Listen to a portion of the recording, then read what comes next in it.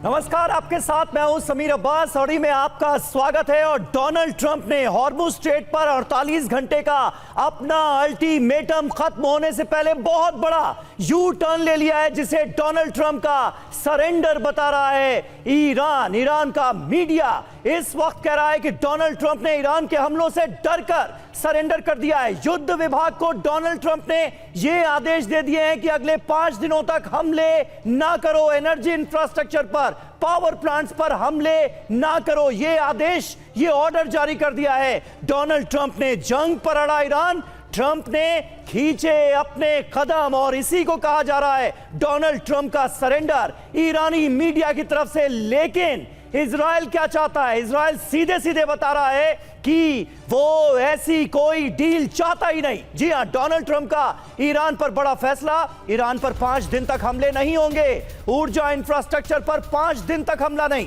Power plant पर भी हमले का प्लान 5 दिन के लिए टाला गया। युद्ध विभाग को हमले टालने का आदेश दे दिया है डोनाल्ड ट्रंप ने। यह इस वक्त की सबसे बड़ी खबर है।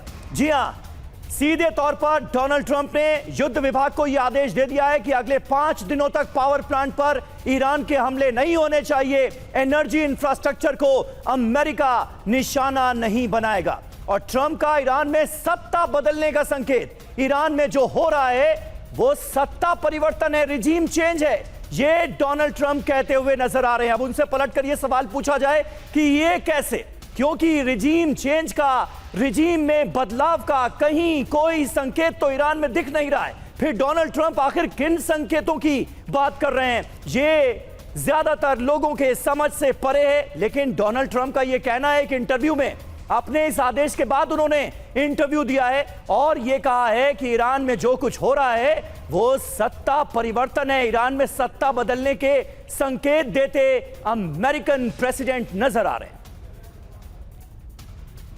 और देखिए, पिछले 2 दिनों से ईरान के साथ अच्छी बातचीत हो रही है। ये डोनाल्ड ट्रंप ने बहुत महत्वपूर्ण बात कही है अपने आदेश में। दुश्मनी खत्म करने को लेकर सार्थक बातचीत चल रही है। ईरान से पूरे हफ्ते बातचीत जारी रहेगी।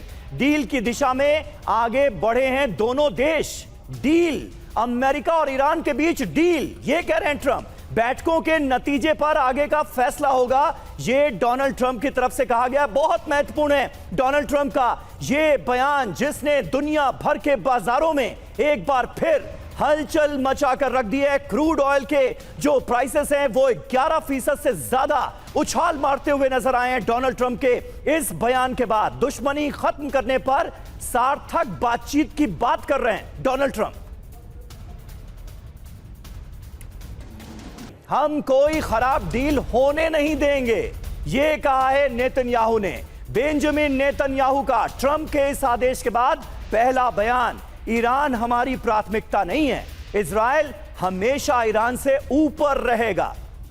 ये वो बेंजामिन नेतन्याहू कह रहे हैं जिन पर यह आरोप लगा कि कहीं ना कहीं बेंजामिन नेतन्याहू के दबाव में ही ईरान के खिलाफ अमेरिका ने यह जंग छेड़ी है। और आज भी देखिए, पूरी तरह से जंग के समर्थन में बेंजामिन नेतन्याहू नजर आ रहे हैं। कह रहे हैं कोई डील होने नहीं देंगे, हम कोई खराब डील नहीं होने देंगे। ये बेंजामिन नेतन्याहू का बयान कहीं ना कहीं साबित कर रहा है, साफ कर रहा है कि इस जंग को लेकर इजराइल का रुख क्या है और किस तरह से इजराइल इस जंग को अभी और आगे बढ़ाना चाहता है। शांति की बात और ये डील की बातचीत जिसका जिक्र डोनाल्ड ट्रंप करते नजर आ रहे हैं, ये पसंद नहीं आई है इजराइल को, ये पसंद नहीं आया है बेंजामिन नेतन्याहू को।